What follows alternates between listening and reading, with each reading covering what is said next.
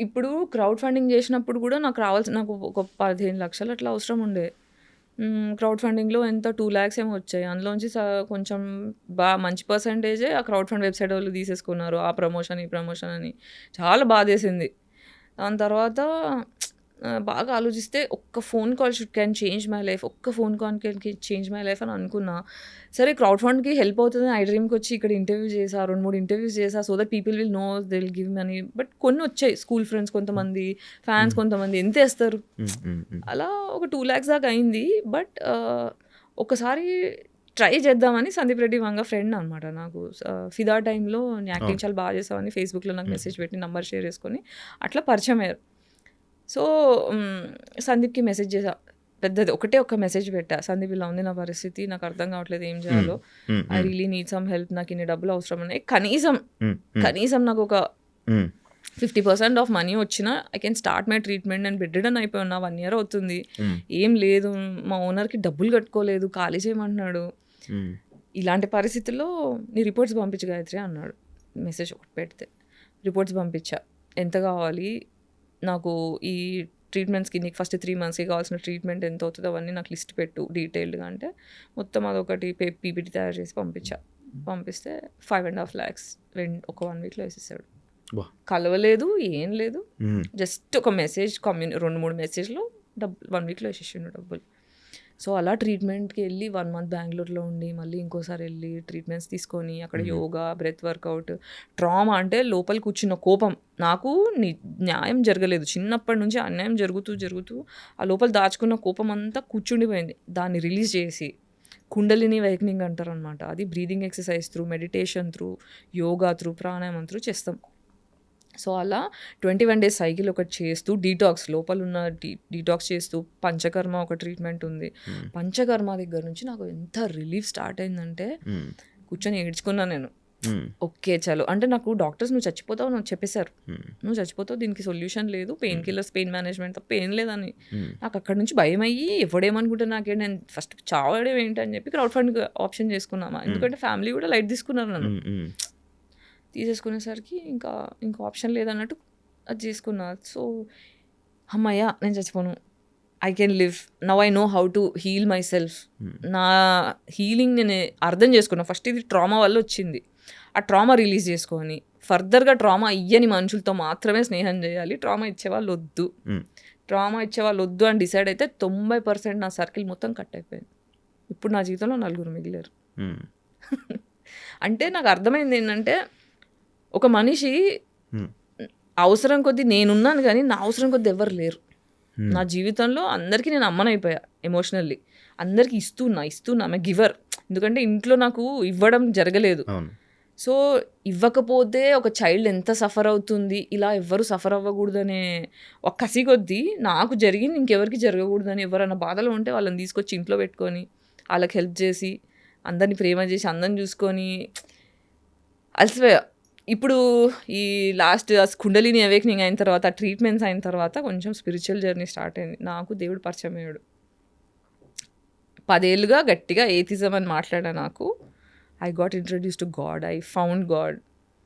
So అట్లా I started healing. అంటే దేవుడు పరిచయం అవడం అంటే మనకి బేసిక్గా ఏమవుతుందంటే ఇక్కడ పీనల్ గ్లాండ్ అని ఒక గ్లాండ్ ఉంటుంది తల్లో. ఆ పీనల్ గ్లాండ్ ఎప్పుడు మనం తినే ఆర్టిఫిషియల్ ఫుడ్ వల్ల ఫ్లోరిన్ వాటర్, ఫ్లోరిన్ పేస్ట్లు, క్లోరిన్ వాటర్, స్విమ్మింగ్ పూల్లో ఉండేవి, స్నానం చేసే నీళ్ళు, ఇలా రకరకాల విధాలుగా పీనల్ గ్లాండ్ మొత్తం క్యాల్సిఫికేషన్ వచ్చేస్తుంది. అంటే మీరు ఇప్పుడు for example water heater rod నీళ్ళలో పెడితే ఇట్లా తెల్ల పొరలా వస్తుంది. అలా మన పీనల్ గ్లాండ్ చుట్టూ క్యాల్సిఫికేషన్ అయిపోతుంది. దానివల్ల మన స్పిరిచువల్ కనెక్షన్ కట్ అయిపోతుంది. అవునా? సో ఈ కుండలిని అవేకనింగ్లో ఏం చేస్తారంటే పీనల్ గ్లాండ్ని డీకాల్సిఫై చేస్తారు. అంటే ఆ క్యాల్సిఫికేషన్ని తీసేసే ప్రాసెస్లు ఉంటాయి ఆయుర్వేదాలు. దానివల్ల స్పిరిచువల్ కనెక్షన్ స్టార్ట్ అయ్యి you will start understanding the concept of God. You will understand what is universe. అసలు మనం ఎందుకు పుట్టామో, మన పర్పస్ ఏంటి, యాజ్ అ సోల్ మనం ఏంటి, మన బాధ్యతలు ఏంటి, మనం చేయాల్సినవి ఏంటి, ఇవన్నీ అర్థం అవడం స్టార్ట్ అవుతాయి. సందీప్ రెడ్డి వంగ గారు మీకు అంత క్లోజ్, ఆయన ప్రాజెక్ట్స్లో మీకు ఆఫర్స్ రాకపోవడానికి రీజన్ ఏమైనా ఉందా? అది నాకు తెలీదు. అంతవరకే. అంటే ఎప్పుడో ఒకసారి రిప్లై చేస్తాడు, ప్రాజెక్ట్స్‌కి ఎప్పుడు ఏమో- మధ్యలో ఒక ప్రాజెక్ట్ వేరే వాళ్ళ ఫ్రెండ్‌తో ఇప్పించాడు. Gayatri you should do this project అని చెప్పి నన్ను రెఫర్ చేశాడు. కానీ నాకు ఆ డైరెక్టర్ నచ్చలేదు. నచ్చకపోవడం అంటే అంటే యాంగర్ ఇష్యూస్ ఉండే ఆ డైరెక్టర్‌కి. ఓకే. సో రిహార్సల్ సెషన్‌లో అంటే ఏదన్నా అటు ఇటు అయితే చాలా రూడ్‌గా బిహేవ్ చేసేవాడు. నాకేమో సెల్ఫ్ రెస్పెక్ట్ మనిషి. నాకు రెస్పెక్ట్ లేకపోతే కష్టం. ఒకసారి చూసా, రెండుసార్లు చూసా, మూడోసారి అడ్వాన్స్ రిటర్న్ ఇచ్చేసి నన్ను క్షమించండి, మీకంటే నాకన్నా ప్రాజెక్ట్ పెద్దది, ఈ ప్రాజెక్ట్లో నేను ఉంటే నేను న్యాయం చేయలేను, మీ మీద రెస్పెక్ట్ ఉంది కానీ నేను ఇందులో ఫిట్ అవును అని చెప్పి పద్ధతిగా చెప్పి వచ్చేసా బయటికి. నాకు మీ నోస్ పిన్ ఎందుకు పెట్టుకున్నది? ఇదా this is a basically indication that I'm bisexual, pansexual. అవునా? నాకు స్ట్రైట్ అసలు కాదు అనే దానికి ఇది నాకు తెలియదు అసలు ఇప్పుడు దాకా. నాకు ఇవన్నీ ఏం తెలియవు. అవునా? ఓకే. అంటే మేజర్లీ ఇప్పుడు స్పెక్ట్రమ్ చైల్డ్ అని చెప్పడానికి ఓకే. ఓకే. సెక్షువాలిటీతో సంబంధం లేదు. I belong to queer community, I mean neuro divergent అని చెప్పడానికి ఇది ఒకటి. అవునా? ఎంతమంది అమ్మాయిలతో కలిసి ఉంటారు మీరు? ఇప్పటిదాకా యాక్చువల్లీ అమ్మాయిల దగ్గరికి వెళ్ళి ఏం అడుగుతారు? ఏం చేయలేదు నేను ఇప్పటిదాకా. అదే కదా 40 yearsకి వచ్చిన తర్వాత బయట చెప్పా కి ఆమె పాన్సెక్షువల్. నేను ఇది ధైర్యంగా చెప్పగలుగుతా అని నాకు నేను ధైర్యం తెచ్చుకొని బయట మాట్లాడడానికి నాకు 40 ఏళ్ళు పట్టింది. ఇప్పుడు నాకేంటంటే జస్ట్ బికాజ్ ఐఎమ్ బైసెక్షువల్ అమ్మాయి దొరికిందా చేసా అలా కాదు. కాదు, పడాలి, నచ్చాలి, ఈక్వేషన్స్ ఏమి ఉండాలి అవన్నీ ఉంటాయి అబ్బాయితో ఎలా అలాగే. కానీ అంత ఇంప్రెసివ్ అయిన అమ్మాయిలు కూడా దొరకలేదు నా జీవితంలో. అబ్బాయిలతో నేను ఎంత ట్రామా గురయ్యానో అమ్మాయిలతో కూడా అంత ట్రామా గురయ్యా. కాబట్టి నన్ను అంటే నేను తొందరగా ఇంప్రెస్ అవ్వలేను, అట్లా కష్టపడాలి. ఇష్టమైన అబ్బాయిలు అంటే లవ్ చేస్తారు నార్మల్గా. బేసిక్గా ఇప్పుడున్న జనరేషన్ లవ్ అంటే కలవడం కోసమే. ఎలా కలవడం అంటే ఫిజికల్గా కలవడం కోసమే. అదే నేను ఎప్పుడు చేయలేదా వచ్చినాను. అయితే నార్మల్గా లవ్ అని అంటే సెక్స్ కోసం లేకపోతే దాని కలుస్తూ ఉంటారు. ఇప్పుడు సంభోగం. ఇప్పుడు మ్యాక్స్ లవ్ అంతా ఇలాగే ఉండడానికి రీజన్ ఏమైనా ఉందంటున్నా? Trauma response. Hyper sexuality is trauma response. చెప్తా దానికి ఎలాగో ఎక్స్ప్లెనేషన్ ఇస్తా. బాడీకి జనరల్గా మనం సేఫ్ అని ఫీల్ అవ్వడానికి డైలీ 8 నుంచి 12 హగ్స్ కావాలి. అది కూడా ఏంటి, నిమిషం పాటు కనీసం 20 సెకండ్లు మనం పట్టుకొని సెక్స్ ఉద్దేశం లేకుండా, ప్లటానిక్ అంటే నాకు సెక్స్ ఉద్దేశం లేదు, నువ్వు సేఫ్ అని ఫీలింగ్ ఇవ్వడానికి అమ్మనో నాన్ననో అక్కనో చెల్లినో ఉద్దేశం లేకుండా, ఆ ఉద్దేశం లేకుండా మనల్ని పట్టుకునే 8 నుంచి 12 హగ్స్ కావాలి. అప్పుడు మన బాడీ సేఫ్టీ అని ఫీల్ అవుతుంది. ఓకే, నువ్వు సేఫ్గా ఉన్నావు సొసైటీలో అని ఫీల్ అవుతుంది. మనము పాతకాలంలో చూస్తే మనకి జాయింట్ ఫ్యామిలీలు ఉండేవి. అమ్మ ఒళ్ళోనో తాతయ్య ఒళ్ళోనో అమ్మమ్మనో పట్టుకోవడమో ఇవన్నీ మనకి ఫిజికల్ టచెస్ దొరికేవి. కాబట్టి కొంచెం ప్రశాంతంగా ఉన్నారు. ఇప్పుడు ఏంటంటే పరిగెత్తు. ఇప్పుడు మనము రోబోట్లా పరిగెట్టే మనుషులం కాదు, చిల్లవడానికి పుట్టాం. ఇప్పుడు ప్రపంచంలో మనుషులు తప్ప ఏ జంతువులన్నా తీసుకోండి, అన్ని జంతువులు కూడా ఆకలి అయినప్పుడు వేటాడుతాయి, మిగతా టైంలో చిల్లవుతాయి. మనం మాత్రమే పరిగెడుతున్నాం. సో ఈ పరిగెత్తడం వల్ల ఏమవుతుందంటే మన లోపల అడ్రినల్ రష్, కార్టిజాల్, ఈ 2 నెగిటివ్ హార్మోన్స్ పెరుగుతాయి. పెరిగినప్పుడు ఏమవుతుంది, మన గుండె ఒక స్పీడ్లో కొట్టుకోవాల్సింది, అయ్యా నేనేం పని చేయట్లే, నేను డబ్బులు సంపాదించట్లే, నాకు ప్రేమ దొరకట్లే, ఇది మనకు తెలియకుండా సబ్ కాన్షియస్ బ్రెయిన్ బాడీ యాంగ్జైటీలోకి వెళ్ళిపోతుంది. యాంగ్జైటీలోకి వెళ్ళిపోయినప్పుడు బాడీ ఏం చేస్తుంది, నిన్ను ఫోర్స్ చేస్తుంది పాజిటివ్ హార్మోన్స్ కావాలి నాకు అని. పాజిటివ్ హార్మోన్స్ కావాలంటే ఆర్గాజం కాగానే ఏమవుతుంది, ఆహా అనిపిస్తుంది. So that is a dopamine hit. So నీకు చేసిన ప్రతిసారి you are feeling better and you are getting physical touch. Okay, ఆ ఫిజికల్ టచ్, ఓహో బాడీ ఏం డిసైడ్, సబ్ కాన్షియస్ బ్రెయిన్ ఏం డిసైడ్ అవుతుంది అంటే, ఓహో ఇలా నిన్ను హార్నీ చేసేసి నిన్ను కామం పెంచేస్తే నువ్వు ఒక మనిషిని దగ్గర తెచ్చుకుంటున్నావు, అప్పుడే నాకు టచ్ దొరుకుతుంది, కాబట్టి నేను హార్నీ చేసేస్తా, నువ్వు సచ్చినట్టు దానికోసమన్నా ఒక మనిషిని తెచ్చి ముట్టుకునేలా చేస్తావు అని బాడీ హైపర్ సెక్షువల్ అయిపోతుంది. ఇన్నున్నాయమ్మా. ఇది యాక్చువల్ మామూలుగా నాకు నా పర్సనల్ డౌట్, పెళ్లి చేసుకుంటా నేనా? యా చేసుకుంటా. అంటే కరెక్ట్ పర్సన్ దొరికితే ఫస్ట్ షూర్. ఎవరైనా ఏమైనా ప్రపోజల్ కానీ మాట్లాడడం, ప్రపోజల్స్ వస్తూనే ఉంటాయి కానీ నేను సేఫ్గా, ఐ మీన్ ఎట్లా అంటే ఇమోషనల్లీ ఇంటెలిజెంట్ మనిషి కావాలి లైఫ్లో. ఇప్పుడు ఏమవుతుందంటే ఇప్పుడు నన్ను టామ్ బాయ్ అంటారు, నన్ను మొగోడిలాగా అంటారు, మ్యాస్కిలియన్ అంటారు. లేదా ఇప్పుడు నాకు అమ్మాయి వచ్చినా అబ్బాయి వచ్చినా ఇప్పుడు నాకు ఎలాంటి మనిషి కావాలి అంటే, నేను పెద్ద మనిషి అంటే అందరి జీవితంలో అమ్మని అయిపోయాను చెప్పా కదా, నాకు ఆ బాధ్యత అలసిపోయా. ఓకే, నేను చిన్న పిల్లని అవ్వగలుగుతా అనే ఒక కాన్ఫిడెన్స్ నాకు వచ్చినప్పుడు, అనే ప్రూఫ్ దొరికినప్పుడు ప్రాబబ్లీ ఐ కెన్ థింక్. మీరు సొసైటీ కోసం ఆలోచించి సొసైటీ కోసం మాట్లాడుతున్నారు అంతే కదా. మిమ్మల్ని సొసైటీ యాక్సెప్ట్ చేస్తుందని అనుకుంటున్నారు? సంబంధం లేదు. ఎందుకు? హీరోలు ఎప్పుడు సొసైటీ పీపుల్ ప్లీజర్లు కాదు హీరోలు. ఆ సొసైటీ నాకు లాభం వచ్చినా లేకున్నా నా వల్ల సొసైటీ బాగుపడుతుందని డిసైడ్ చేసుకునేటోడే ఫ్రీడమ్ ఫైటర్ అయ్యిండు.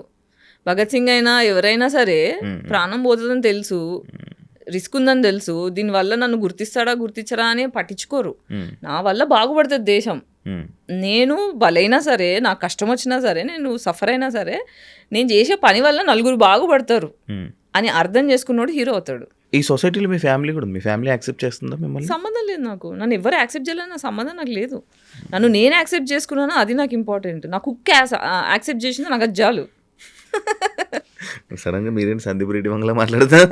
నేను ఎప్పుడు ఇట్లానే మాట్లాడా, నార్మల్గా జస్ట్ కంపేర్. ఫేమస్ అయింది అందుకే కదా. బేసికలీ మీ యూట్యూబ్ ఛానల్ ఎలా రన్ అవుతుంది? బాగానే పోతుంది. అది ఒక పార్ట్ ఆఫ్ రెవెన్యూ కోసమేనా మీరు స్టార్ట్ చేసి? పార్ట్ ఆఫ్ రెవెన్యూ అంటే ఇప్పుడు నేను ట్రీట్మెంట్ అంతా అయ్యి చలో నేను కొంచెం మెల్లిమెల్లిగా వర్క్ చేద్దాము అని స్టార్ట్ చేసి మొత్తం అన్ని ఛానల్స్ తిరిగా, టీవీ ఛానల్స్ తిరిగా, న్యూస్ ఛానల్స్ తిరిగా, యూట్యూబ్ ఛానల్స్ తిరిగా, మూవీ ఆఫీస్లో అందరినీ కాంటాక్ట్ అయ్యా. నాకు అర్థమైందంటే nobody wants to work with me, nobody wants to work with me. నా ఇంటర్వ్యూలు కావాలి, నా కంటెంట్ కావాలి, కానీ నాకు ఆదాయం ఇచ్చే ఇంట్రెస్ట్ ఎవరికి లేదు. నాకు అర్థమైపోయింది. సో నేనే గొడవాలి. సో సాగర్ అని నా ఫ్రెండ్ ఉన్నాడు, హైదరాబాద్ నైట్స్ అని ఒక సినిమా డైరెక్ట్ చేసిండు అన్నమాట 23లో, బెడ్డెడ్ అవ్వకముందు. సో అది ఇంకా రిలీజ్కి ఉంది, పోస్ట్ ప్రొడక్షన్లో ఉంది. ఆ సినిమా డైరెక్టర్ నాకు సినిమా బండికి డిఓపి అనమాట తను. సో తను ఫ్రెండ్ అయ్యాడు. నేను పడిపోయిన టైంలో నాకు క్రౌడ్ ఫండ్ క్యాంపెయిన్ రేజ్ చేయడము, నాకు రెగ్యులర్గా కొంత గొప్ప డబ్బులు. ఇప్పుడు నాకు సాగర్ కూడా one of the friend that helps me consistently. అంటే నా దగ్గర నుంచి నన్ను బాధ పెట్టకుండా, నన్ను ఎక్స్ప్లాయిట్ చేయకుండా, నన్ను అబ్యూజ్ చేయకుండా, ట్రూ హార్ట్తోని, ప్యూర్ ఫ్రెండ్షిప్తోని నాకు హెల్ప్ చేస్తున్న 2-3 మనుషుల్లో సాగర్ కూడా. సో సాగర్ ఏమన్నాడంటే, నువ్వు టెన్షన్ పడక గాయత్రి, మనకి ఇది ప్రాబ్లం, దీని సొల్యూషన్ ఉండకుండా ఉండదు, will do something, will start. నేను ప్రొడ్యూస్ చేస్తాను, యూట్యూబ్ ఛానల్కి నేను సపోర్ట్ చేస్తాను. కానీ బాల్కనీ చిత్రాలని తన ప్రొడక్షన్ హౌస్ ఉంది. సో తను కూర్చొని, నువ్వు ఏం చేస్తావు, నువ్వు యూట్యూబ్ కంటెంట్ చేసుకుంటూ వెళ్ళు, తను పోస్ట్ ప్రొడక్షన్ నేను చూసుకుంటా, రిలీజ్ నేను చూసుకుంటా, ఫైనాన్స్ ఎట్లా చేద్దాం. ఇప్పుడు నాకు రాదు పని, నువ్వు కొత్త, నేను కొత్త, నేను ఫిల్మ్ మేకర్ని, నాకు యూట్యూబ్తో సంబంధం లేదు, but will try doing something అని చెప్పి అలా స్టార్ట్ చేసాం. అంటే ఇప్పుడు యూట్యూబ్ ఎందుకు ఉంది అంటే, నా వాయిస్ ఇప్పుడు ఒక యాక్ట్రెస్ అన్న తర్వాత, ఒక పబ్లిక్ పర్సన్ అన్న తర్వాత, you should be alive in the media. So that is one reason. ప్రతిసారి వేరే యూట్యూబ్ ఛానల్స్కి వెళ్తే రాంగ్ టైటిల్స్ వేసి నా పేరంతా ఖరాబ్ చేసారు. నేను ఎంపవర్ చేద్దామని వస్తే నన్ను డిస్పవర్ చేసేసిండ్రు. సో వేరేళ్ళ దగ్గరికి వెళ్ళి నా పేరు పాడు చేసుకోవడం ఎందుకు, నా వాయిస్ నా ఫస్ట్ హ్యాండ్ వాయిసే వెళ్ళాలి, వేరేళ్ళ కంట్రోల్లోకి వెళ్ళకూడదు, నా ఇమేజ్ నా కంట్రోల్లో ఉండాలనే ఉద్దేశంతో నా యూట్యూబ్ ఛానల్ స్టార్ట్ చేసుకున్నా. దీనివల్ల ఇప్పుడు ఏంటి, ఇప్పుడు డెమో షూట్ ప్లాన్ చేస్తున్నా, సినిమా స్టోరీ ఒకటి పెట్టుకొని, మళ్ళీ సాగరే నా డెమో షూట్కి కూడా డబ్బులు పెడుతున్నాడు. సో ఇప్పుడు యాక్చువల్గా మొన్న షూట్ చేయాల్సింది, హీరో కోసం వెతుకుతున్నా. మీ డైరెక్షన్కి మీకు మంచి అవార్డ్స్ వచ్చాయని విన్నా, మీకు ఆ టాలెంట్ కూడా ఉంది కదా? ఉంది, టాలెంట్ ఒకటి సరిపోతుందా? చాలా మందికి తెలుసు లేదు కదా మీ డైరెక్షన్, మీ అవార్డ్స్కి, మీ అవార్డ్స్ గురించి. చిన్న చేసా, సినిమాలు చేయలేదు కదా, సినిమా చేస్తే ఆ చిన్న వాటికి అన్ని వచ్చాయంటే పెద్ద చేస్తే ఎలా వస్తుందో. మీ థాట్ ప్రాసెస్కి, మీకు దానికి అంటే ఎలాంటి హీరో కావాలి? ఇది ఒక లవ్ స్టోరీ చేస్తున్నా. ఈ లవ్ స్టోరీలో 40-year-old ఫీమేల్, 30-year-old మేల్. నేను పనికిరానా? అదే మాట్లాడదామా అనుకుంటున్నారు లోపల, అంటే ఫస్ట్ టైం కదా మనం కలవడము. కింద రాగానే శివ ఏజ్ ఎంత ఉంటుంది, శివని అడుగుదామా, 29-30 దగ్గరలో సరిపోయా శివ, కరెక్ట్. సో ఈ సినిమా మొత్తం లవ్ రొమాన్స్. ఓకే, నీకు ఓకేనా? నాకు ఓకే. సరే అయితే అయిపోయినాక మాట్లాడు. రెమ్యునరేషన్ ఇవ్వలేను, పేద డైరెక్టర్, నాకు రెమ్యునరేషన్ తో అవసరం లేదు. కంటెంట్ సరే, డెమో వరకు అయితే, డెమో షూట్ వరకు అయితే చూద్దాం. తర్వాత ఎప్పుడు జాబ్ చేయాలని అనిపించలేదా మీకు? అనిపించే అన్ని తిరిగా. నేను ఏం జాబ్ చేయగలుగుతానో దాన్ని బట్టి అన్ని ప్లేసెస్లో తిరిగా. చూడాలి ఇంకా. I'm trying to figure out. ఇప్పటికీ మీకు చెప్తే మరి 3 నెలలు అవుతుంది నేను రూమ్ రెంట్ కట్టుకొని. కాకపోతే మా ఓనర్ ఏంటంటే నేను 10 ఏళ్ళ నుంచి సేమ్ ఓనర్స్ అనమాట. సో వాళ్ళ ఫస్ట్ నేను 2 bedroom 2 BHKలో ఉండేదాన్ని. మళ్ళీ ఇప్పుడు నాకు పెంట్ హౌస్ కావాలి అని మొండికి చేస్తే మా షిజ్జుగాడు ఉన్నాడు, సన్లైట్ లేదు, నాకు విటమిన్ డి డెఫిషియన్సీ ఉంది, సన్లైట్ కావాలి అని చెప్పి పెంట్ హౌస్ అంటే మా అందే ఉంది ఇంకోటి చూడని మళ్ళీ అక్కడ 4 years ఉన్నా, మళ్ళీ ఇక్కడ ఆల్మోస్ట్ 11 years నుంచి సేమ్ ఓనర్స్ అనమాట. సో వాళ్ళు ఏంటంటే నా మీద అభిమానం ఏంటంటే ఒక్కతే కష్టపడుతుంది, ఒక్కతే మళ్ళీ అలర్ చేయను, మళ్ళీ కాలనీలో ఏమైనా లొల్లులు అయితే నేను వెళ్ళి చూస్తుంటా. సో అట్లా కోవిడ్ టైంలో కూడా చాలామంది సఫర్ అవుతూ కన్స్ట్రక్షన్స్ అవుతుంటే వాళ్ళందరికీ ఒక 300 ఫ్యామిలీస్కి ఫుడ్ సప్లై చేసిన ఎన్జిఓస్తో టైఅప్ చేసి టీవీ ఛానల్స్లో లైవ్ ఇచ్చి, నా ఫేస్బుక్లో ఇన్స్టాగ్రామ్లో లైవ్లు ఇచ్చి, అలా అయినా ఎన్జిఓస్తోని వేరే కంట్రీస్ నుంచి డబ్బులు పంపించి అలా చాలామందికి సెట్ చేశాను అనమాట. సో కాలనీలో అందరూ బేసిక్గా నన్ను గుర్తుపట్టి నాకు రెస్పెక్ట్ ఇస్తారు. Not just because I'm an actress, because there is అట్లా. సో అట్లా మంచితనం కొద్దీ సరే వెయిట్ చేస్తాలే గాయత్రి అయినప్పుడు చేద్దు కానీ అలా మా ఓనర్స్ కూడా కొంచెం నాకు వింటుంటే అదలా ఉంది. అంతే. అంటే ఒకప్పుడు బాధపడేదాన్ని, నాకు ఎందుకు ఇలా జరుగుతుంది, ఐ డోంట్ డిజర్వ్ దిస్, నేను మంచి మనసున్న మనిషిని, నాకు ఇలా చేయకూడదు, సొసైటీ మంచోళ్ళతో మంచిగా ఉండాలి అని. కానీ వీఆర్ ఆల్ జస్ట్ ఒక గేమ్ నడుస్తుంది ప్రపంచంలో, అందరు గేమ్లు ఆడుతున్నారు. ఈ గేమ్లో మనం జస్ట్ ఒక పాత్ర, దాన్ని ఎందుకు అంత సీరియస్ తీసుకుంటున్నా అనిపించింది. ఓకే ఒక ప్రాబ్లం వస్తే సొల్యూషన్ ఉంటుంది, సొల్యూషన్ కోసం ప్రయత్నిద్దాం. ఫస్ట్ నేను బాధపడడం మానేసా, ఇమోషనల్ అవ్వడం మానేసా. ఇమోషనల్ ఎవరికి అవుతా అంటే నా వాల్యూ తెలిసిన వాళ్ళ కోసం మాత్రమే ఇమోషన్, నా వాల్యూ తెలియని వాళ్ళకి ఇమోషన్ తీసేసి లాజిక్స్ పెట్టడం స్టార్ట్ చేసా. మరి ఆ ఎమోషనల్ పోస్ట్ ఎందుకు పెట్టాను? ఒక 3 days బ్యాక్ నా గురించి ఆలోచించుకొని పెట్టాను.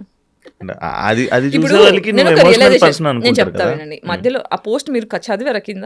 నేను చదివా, మీ బ్రేకప్ గురించి, మీ ఫీలింగ్ గురించి ఎక్స్ప్రెస్ చేసి కరెక్ట్గా అర్థం చేసుకోలేదు. నేను ఏం రాశానంటే, ఇప్పుడు క్యాజువల్ డేటింగ్ అనేది చాలా టాక్సిక్, ఇది చాలా కాంట్రవర్షియల్ అనిపిస్తుంది ఎవరికి, పాతకాలం మనుషులకి, కన్జర్వేటివ్ పీపుల్కి చాలా కాంట్రవర్షియల్ అనిపిస్తుంది.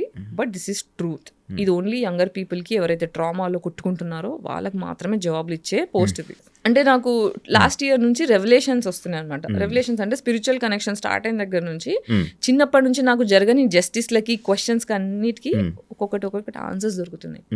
సో మధ్యలో ఏమైందంటే 2023లో బ్రేకప్ అయిపోయిన తర్వాత ఎక్స్ట్రీమ్ సెక్షువల్ ట్రామా, నాకు ఆ బ్రేకప్లో కూడా నాకు నా పెళ్ళి ఉండే, నాకు ఫోర్స్ఫుల్గా పెళ్ళయింది. ఆ పెళ్ళిలో కూడా నాకు ఎక్స్ట్రీమ్ ట్రామా, లిటరల్ తట్టుకోలేక 5 stitches ఉన్నాయి, సూసైడ్ అటెంప్ట్ చేసుకున్నా. అంటే the kind of things I went through, నేను ఎలా బ్రతుకున్నానో నాకు తెలీదు, నేను హోస్ట్లో ఎలా ఉన్నానో నాకు తెలీదు, నేను సైకో కానీ, పిచ్చిదాన్ని కానీ, చచ్చిపోవడం కానీ, మూడిట్లో ఎందుకు జరగలేదో నాకు తెలియదు. ఫోర్స్ఫుల్ పెళ్ళి ఏంటి అంటే మా పేరెంట్స్ డివోర్స్ అయిపోయింది, ఇంట్లో నలుగురు ఏమనుకుంటారు అని చెప్పి తొందరగా పెళ్లి చేసేసేయాలని ఫోర్స్ఫుల్గా. మా అమ్మ అయితే పాయిజన్ బాటిల్ పెట్టుకొని నువ్వు చేసుకోకపోతే నేను చచ్చిపోతాను కూర్చొని. నాకు అప్పటికే అర్థమైపోయింది వీళ్ళు టాక్సిక్ ఉన్నారు, వీళ్ళతో నేను సంతోషంగా ఉండలేను. నేను చెప్పాను అమ్మ, ఇప్పుడు ఈ పెళ్లి చేసుకుంటే నేను సంతోషంగా ఉండలేను, కానీ నేను ఈ మాటకు రెస్పెక్ట్ ఇస్తా, నువ్వు చేసుకోమంటే నేను చేసుకుంటా, కానీ నీకు నా సంతోషం ఇంపార్టెంట్ అయితే ఇది పెళ్ళి వద్దు, క్యాన్సిల్ చేయించేసే. వీళ్ళు మాటలు ఒకటి ఉంది, చేష్టలు ఒకటి ఉంది, వీళ్ళు కరెక్ట్ కారు అని చెప్తే బాటిల్ పెట్టుకుంది. అవన్నీ నాకు సంబంధం లే, పెళ్ళి చేసుకో అంతే. అంటే లిటరల్గా మండపం వెళ్ళేటప్పుడు కూడా నాకు ఇట్లా పారిపోవాలా అని ఉండే. కానీ పాపం మా అమ్మ ఒక్కతే అయిపోయింది, మా అమ్మకి చెడ్డ పేరు నేను తీసుకురావద్దు అని ఎంత లోపల కుమిలి వెళ్ళి చేసుకున్నా. పెళ్ళి అప్పగింతలు అవుతాయి కదా, అప్పగింతలప్పుడు మా అమ్మ నన్ను హక్ చేసుకొని అమ్మాయిలు మిస్ యూ అని చెప్పి ఇట్లా హక్ చేసుకుంటే మా అమ్మ ఒక డైలాగ్ కొట్టింది, నా మనసు తిరిగిపోయింది తెలుసా. చూడు ఇట్లా హక్ చేసుకొని చెవులో చెప్తుంది, నేను వదిలించుకోవడానికి పెళ్ళి చేస్తున్నా, మళ్ళీ నా జీవితంలోకి రాకు, just get out of my life అని. మళ్ళీ ఇలా లేచి ఇలా సరే బెట్టా బాగా వెళ్ళిపోయింది. నేను ఫ్లిప్ అయిపోయా. ఒక అమ్మ అందరి ముంగలు ఒకలాగా, ఎవరు లేనప్పుడు ఒకలాగా, సీక్రెట్గా ఒకలాగా, అలా ఎలా ఉండగలుగుతారు అనే షాక్లో ఉండిపోయినా. నాకు ఇదే మా అమ్మ మెంటాలిటీ ముందు తెలుసుంటే నేను పారిపోయేదాన్ని ఇంట్లో నుంచి. I don't deserve that. 2 years ఎంత అబ్యూస్ గురయ్యా నేను ఆ పెళ్ళి వల్ల అనేది నేను మాటలో చెప్పలేను. లిటరల్గా పెళ్ళి తర్వాత 6 times